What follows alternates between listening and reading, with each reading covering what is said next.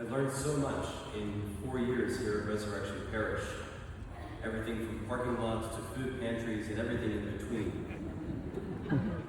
But one thing I'll take and use today is Father Jim Chaconis' 3-point homily. So I have 3 points.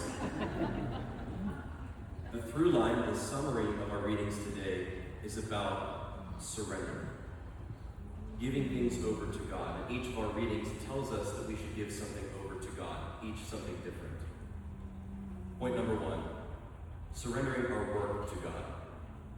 As Isaiah said in our first reading, the rains and the winds, everything has its purpose and its plan according to God. In the same way, our lives, our activity, our ministry, everything should be pointing back to God. Are we giving glory to God through what we do? Or is it selfish? Is it directed toward ourselves and glorifying ourselves and puffing up our own image? It's a fair question to ask.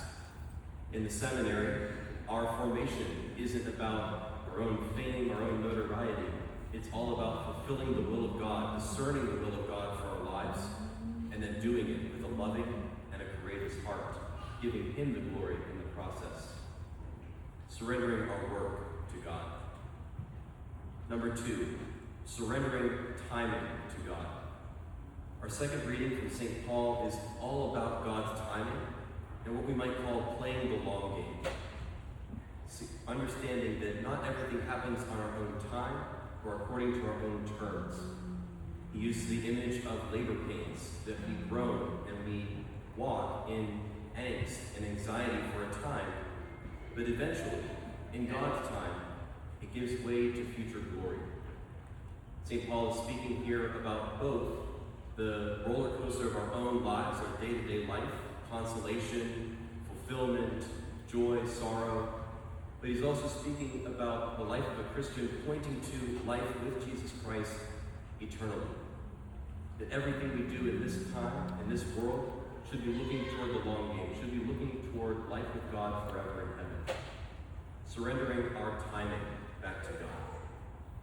And as we heard in our gospel, surrendering our cares, our concerns, and our anxieties back to God. To say that these things are real, we deal with them. All of us have cares, anxieties, and concerns, day-to-day things that we're dealing with. But when we invite God in and have Him walk with us, that is so much more powerful, tells a great story, is so much more meaningful, and gives greater glory to God in the process. We should surrender our cares back to Him, not to be taken away in an instant, but because He wants to walk with us and to love us deeply and intimately in and through all of those cares, anxieties, and concerns. Seminary is the same story of everyday classwork, spiritual direction, formation meetings, liturgical training, how to celebrate Mass. All of those things, those little cares and concerns along the way, point to love of God. We should invite Him into those things. And even now, as we gather to celebrate and come forward and receive the Eucharist, we should be giving glory back to God as it is the ultimate surrender of our very lives. To say that divine life comes down, meets us, and comes and dwells in us. That is the greatest act of surrender. That is the greatest lesson of the Christian life, is to say that everything has its place before God, with God, and in God. And so as we prepare to come forward in just a few moments, let us place our work, our timing, our expectations, our cares, our anxieties, and our concerns into His loving hands.